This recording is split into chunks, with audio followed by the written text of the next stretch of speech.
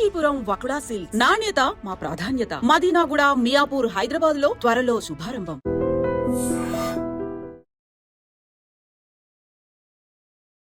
Hi, hello, నమస్తే, welcome back to iDream media. ఈ రోజు మనతో ఉన్నారు సర్టిఫైడ్ ఫైనాన్షియల్ గోల్ ప్లానర్ అయిన రాజేశ్వరి వడ్లమణి గారు. ముఖ్యంగా mutual fund versus FD, traditional investment versus high return investment, ఏది కరెక్ట్, ఏది బెటర్, ఎవరికి ఎలాంటిది సూట్ అవుతుంది తెలుసుకుందాం. Hi ma'am. Hello. So traditional investments అనేవి మనలో నరనరాల్లో దాచిపోయి ఉన్నాయన్నమాట. అంటే గోల్డ్ కొనేయడం, లేకపోతే బ్యాంక్లో ఎఫ్డి పెట్టేసుకోవడం. అండ్ ఎఫ్డీలో ప్రాబ్లం ఏంటంటే సెర్టన్ టైం పీరియడ్ పోతే మనం క్లోజ్ అయిపోయి ఉంటుంది. బట్ అది కొంతమంది ఎలా చూస్తారంటే, ఓకే నేను తీయేద్దాం అనుకున్నా తీయలేను కదా, సో అదే బెస్ట్ అన్నట్లు ఆలోచిస్తూ ఉంటారు. మరి కొంతమంది ఏమంటారంటే ఎఫ్డీ అనేది బ్యాంక్ నాకు సేఫ్ అండ్ సెక్యూర్ అనిపిస్తూ ఉంటుంది అని అంటూ ఉంటారు. బట్ మరోపక్క లేటెస్ట్ ట్రెండీ ఇన్వెస్ట్మెంట్స్లో మ్యూచువల్ ఫండ్ అనేది కొంచెం దూసుకుపోతుంది. ఎస్ఐపి అనే కాన్సెప్ట్ అయితే 25 లక్షల కోట్ల ఇన్వెస్ట్మెంట్స్ నెల చూపిస్తూ ఉంది కంట్రీకి. అంటే నాకు అర్థం కావట్లేదు, ఇప్పుడు ఏది ఫాలో అవ్వాల్సి ఉంటుంది, ఏది బెటర్, లేకపోతే ఒక్కొక్కరికి ఒక్కో టైప్ కరెక్ట్ అంటారా? మ్యూచువల్ ఫండ్స్ వర్సెస్ ఎఫ్డి ఇది ఒక వార్లా మారుతుంది, ఏమంటారు దీనికి? ఎస్ఐపి వర్సెస్ ఎస్డబ్ల్యూపి అని మాట్లాడుకుందాం. Okay, first okay. So SIP అనేది మనం ఒక డ్రైవింగ్ చేసినప్పుడు ఫార్వర్డ్ గేర్, మనం ఫ్రంట్ గేర్ వేసుకొని ముందుకు వెళ్ళేదంతా ఇన్వెస్ట్ చేసుకొని వెళ్ళేది ఎస్ఐపి. బట్ ఆ అమౌంట్ని మనం అదే సిస్టమేటిక్ వేలో మనం తీసుకోవాలి. సిస్టమేటిక్ వేలో తీసుకోవాలి అంటే SWP, systematic withdrawal plan. Okay. So మీరు ఇప్పుడు బ్యాంక్లో ఎఫ్డీస్ అనేసి అన్నారు కదా, బ్యాంక్ ఎఫ్డీలో కూడా మనం ఏం చేస్తాం, ఒక లంసమ్ అమౌంట్ని తీసుకెళ్ళి ఇన్వెస్ట్ చేస్తాం. ఇన్వెస్ట్ చేసినప్పుడు అక్కడ బ్యాంక్లో ఏదైతే రేట్ ఆఫ్ ఇంట్రెస్ట్ ఉన్నదో ఆ రేట్ ఆఫ్ ఇంట్రెస్ట్ని బట్టి మనకి ఎవ్రీ మంత్ మనకి ఇంట్రెస్ట్ వస్తూ ఉంటుంది. వచ్చాక సర్టెన్ టైం దాకా అందులో టైం బాండ్ ఉంటుంది. ఒక 5 సంవత్సరాల కోసం, 10 సంవత్సరాల కోసం ఏదో అది కంప్లీట్ అయిపోయింది అనుకోండి. కంప్లీట్ అయిపోయినప్పుడు మనం ఏదైతే అమౌంట్ ఇన్వెస్ట్ చేసామో అది మనకి బ్యాక్ వస్తుంది. మళ్ళీ మనం రీఇన్వెస్ట్ చేసుకోవాలి. రీఇన్వెస్ట్ చేసుకునేటప్పుడు అప్పుడు రేట్ ఆఫ్ ఇంట్రెస్ట్ ఏదైతే ఉన్నదో ఆ రేట్ ఆఫ్ ఇంట్రెస్ట్లో మళ్ళీ వాళ్ళు తీసుకుంటారు. ఓకే. ఒకానొకప్పుడు బ్యాంక్ ఎఫ్డి రేట్స్ 10 to 12% దాకా కూడా ఉండేవి. అప్పుడు మన వాళ్ళు ఏంటంటే ప్రతి వాళ్ళు సేఫ్ వేస్తున్నాము, మాకు ఒక 7 సంవత్సరాల్లో మనీ డబల్ అవుతుంది, 8 సంవత్సరాల్లో డబల్ అవుతుంది, లేదా నాకు మంత్లీ ఇంత మనీ వస్తూ ఉంటుంది అనేసి అనుకునేవారు.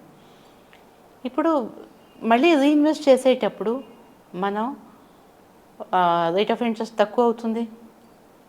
ఎస్డబ్ల్యూపి వాల్యూ మనం పెంచుకోవాలి అన్నప్పుడు అది మనకి ప్రిన్సిపల్ నుంచి మళ్ళీ వాళ్ళు మనకి ఇస్తారు. మనకి ఎక్కువ అమౌంట్ కావాలి అంటే ప్రిన్సిపల్ నుంచి.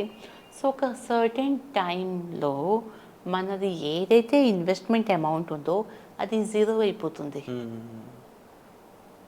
Because of the change of rate of interest. But when it comes to mutual funds, ఇందులోని బ్యాలెన్స్ కేటగిరీ అయినా లేకపోతే హైబ్రిడ్ కేటగిరీ అన్నది ఉంటుంది. సో ఇందులోని మనం ఒక సర్టెన్ అమౌంట్ వేసినప్పుడు ఇవేం చేస్తారంటే మనకి ఏవైతే మనకి ట్రెడిషనల్ ఇన్వెస్ట్మెంట్స్తో వచ్చేది రిటర్న్స్ ఉన్నాయో అంతే రిటర్న్స్ మనం తీసుకోవచ్చు. అంతకన్నా కావాలంటే లక్షకి ఒక 400-500 ఎక్కువ కూడా మనం ఎస్డబ్ల్యూపి చేసుకోవచ్చు. చేసుకుంటూ ఇక్కడ టైం లిమిట్ లేదు. అంటే మనం ఇన్వెస్ట్మెంట్ చేసినప్పుడు మీరు ఇంత సో అండ్ సో టైం కోసం అనేసి లేదు. ఇందులోని change of rate of interest ఉండదు. ఓకే. కంటిన్యూగా మనం తీసుకోవచ్చు. తీసుకునేక మనకి ఎప్పుడు కూడా ఇన్ఫ్లేషన్ అనేసి ఉంది కదా, ఇవాళ నాకు ఒక 650 రూపీస్ 700 రూపీస్ నాకు లక్షకి వస్తున్నదంటే ఓకే, నాకు గడిచిపోతుంది. But next year cost of living ఎక్కువ అవుతుంది, I need more money. So in that case we can take, ఎందుకంటే ఇందులోని క్యాపిటల్ అప్రిసియేషన్ ఉంటుంది. మనం ఇన్వెస్ట్ చేసిన అమౌంట్ ఏదైతే ఉందో అది ఎప్పుడు కూడా క్యాపిటల్ గ్రో అవుతూ ఉంటుంది. సో మనం ఎస్డబ్ల్యూపి వాల్యూని కూడా పెంచుకోవచ్చు. 2 ఆప్షన్స్ ఉన్నాయి. Either you increase the SWP amount, లేదా ఎస్డబ్ల్యూపి ఏదైతే మనం పెట్టుకున్నామో అవే ఫిక్స్గా పెట్టుకొని మనకి నీడ్ అయినప్పుడు మనం పార్షల్ విత్డ్రా కూడా చేసుకోవచ్చు. పార్షల్ విత్డ్రాల్ చేసుకున్నప్పుడు కూడా మనకేంటంటే ఈ ఎస్డబ్ల్యూపి ఏదైతే వస్తుందో అది అలాగ వస్తూనే ఉంటుంది. మార్కెట్ అప్ అండ్ డౌన్ అవుతూ ఉన్నా కూడా మనకి వచ్చే అమౌంట్ మనకు వస్తుంది. కొంత టైంలో అది వాల్యూ తగ్గుతుంది, బట్ అగైన్ మళ్ళీ రీగెయిన్ అవుతుంది. సో మనం దానికోసం వరీ కావక్కర్లేదు. ఒక ఫిక్స్ అమౌంట్ వస్తుంది. టెన్యూర్ అన్నది మనకు కావాల్సిన నాడు మనం ఉంచుకోవచ్చు. మనకి పార్షల్ విత్డ్రాల్స్ కూడా ఉంటుంది. ఇన్ఫ్లేషన్ ఏదైతే ఉందో ఇన్ఫ్లేషన్ని మనకి డే టు డే నీడ్స్ కోసం అనేసి we need not to compromise. And at the same time next lump sum amount ఏదైతే ఉంటుందో అది మనం మన నెక్స్ట్ జనరేషన్కి కూడా ఇస్తాము. ఇది చేయడానికి ఏజ్ లిమిట్ లేదు, ఎవరైనా అందులోనే ఇన్వెస్ట్ చేయొచ్చు. ప్లస్ ఏంటంటే ట్రెడిషనల్ ఇన్వెస్ట్మెంట్లోని మనకి ఏజ్ వైజ్ ఉంటుంది, ఏ ఏజ్కి ఎంత పర్సెంటేజ్ మన రిటర్న్స్ వస్తాయి అనేసి. బట్ ఇక్కడ అలాంటిది ఏమీ లేదు, any one can invest. So this is one of the best ఇదన్నమాట మూడ్ టు ఇన్వెస్ట్మెంట్. లేకపోతే చాలామంది సీనియర్ సిటిజన్స్ వాళ్ళు ఎక్కువ ఏంటంటే ప్యానిక్ అవుతూ ఉంటారు, రేట్ ఆఫ్ ఇంట్రెస్ట్ తక్కువ అయిపోతుంది, వాళ్ళ ఇన్వెస్ట్మెంట్ మీద తక్కువ రిటర్న్స్ వస్తున్నాయి, వాళ్ళేమో వాళ్ళ day to day needs meet అవ్వలేకపోతున్నారు, సాక్రిఫైస్ అవ్వాల్సి వస్తుంది, మెడిసిన్స్ కాస్ట్ ఎక్కువైపోయింది, ట్రావెల్ చేయాలంటే చేయలేకపోతున్నాము. సో ఇలాంటి వాళ్ళకి ఏంటంటే ప్రతి ఒక్కళ్ళు కూడా వాళ్ళది ఏదైతే ట్రెడిషనల్ వే నుంచి సేవింగ్ నుంచి ఇన్వెస్ట్మెంట్లోని కన్వర్ట్ అయితే, I know it's not so easy them to convince, but ఈ ఎపిసోడ్ ఎంతమంది చూస్తున్నారో వాళ్ళ పేరెంట్స్కి కన్విన్స్ చేయండి. వాళ్ళు ఏ అడ్వైజర్నైనా పిలిచి వాళ్ళతో మాట్లాడించి వాళ్ళు కన్విన్స్ అయ్యేటట్టుగా చూసుకుంటే వీళ్ళు కాంప్రమైజ్ అవ్వక్కర్లేదు. సో ప్రతి ఒక్కరికి కూడా the best option is SWP in mutual funds.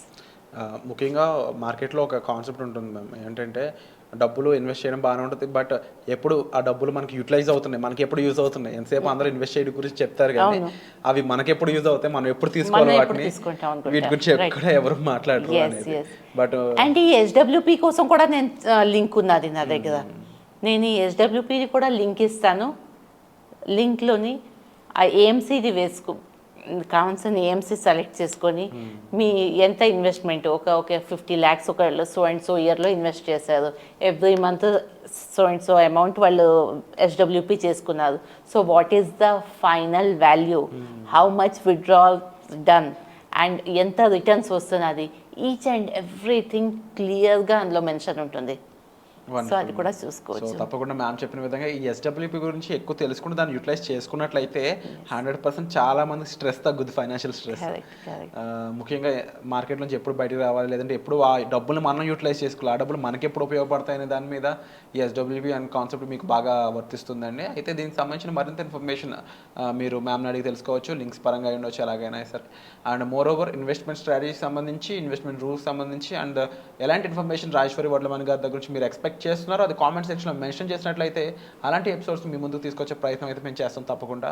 And definitely SWP అనే కాన్సెప్ట్పై మరిన్ని ఎపిసోడ్స్ కావాలన్నా కూడా దాని గురించి మెన్షన్ చేయండి కామెంట్ సెక్షన్లో. ఇక మీరు ఈ ఎపిసోడ్ గురించి ఏమనుకుంటున్నారో కూడా మీ అభిప్రాయాన్ని తెలియజేసినట్లయితే ఇలాంటి ఎపిసోడ్స్ మరిన్ని చేయడానికి మాకు ఒక పుష్ అనేది వస్తుంది. సో వచ్చే ఎపిసోడ్లో మళ్ళీ కలుద్దాం. Thank you so much ma'am. Thank you.